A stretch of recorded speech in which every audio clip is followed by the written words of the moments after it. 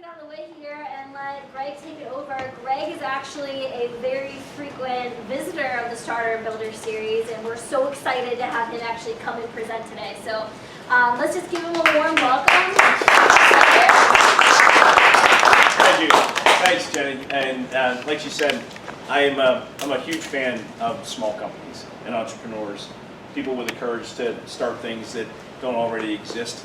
And if there's one objective that I really have for tonight, it's that I can help to maybe shed some light on questions that you have about what does it really mean when you talk about a sales strategy and a sales process.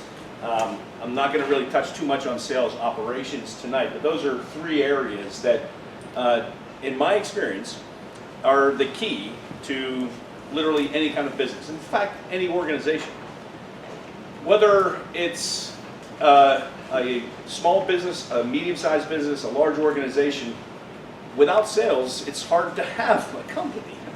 All right, unless you have some really deep pockets and some really friendly investors, at some point you got to start thinking about how are we going to generate the kind of revenue that's going to sustain this organization, help it to grow and to expand and to be whatever it is that you envision it to be.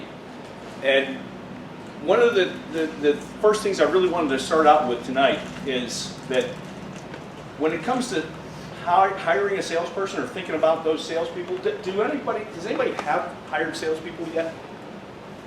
No way. Okay. Pretty good. Yeah.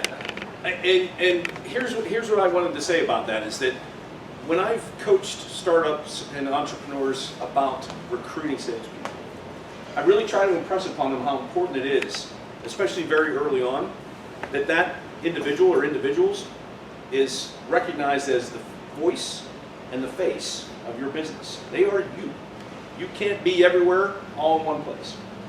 And so recruiting for somebody to have that kind of responsibility, you certainly can do some screening based on what their resume looks like, what kind of skills they have, the experience that they have. But I would encourage you to be thinking also about how to put them into a situation in which they get to demonstrate their personality and their skills and their capabilities. Whenever I've recruited for salespeople, I've always asked them if they pass muster on the phone and get invited in for an in-person interview. I don't talk to them, they talk to me.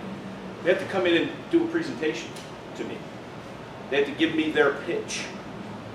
They have to sell me on the idea of bringing them into the organization. And so when you're ready to start recruiting salespeople, one of the things you might just want to do is give them that open-ended opportunity to demonstrate to you how much do they actually know about you and your organization. More importantly, can they glean enough from what they can find out about you to actually put it into a presentation that is compelling to you without you coaching them along the way. You can still ask all the other questions you want to ask, but I just thought I'd start off with, when it comes to your organization, and when it comes to salespeople, I know I'm biased, there's not going to be a more important hire that you'll make than the people who are going to be out trying to have conversations with suspects and prospects and customers.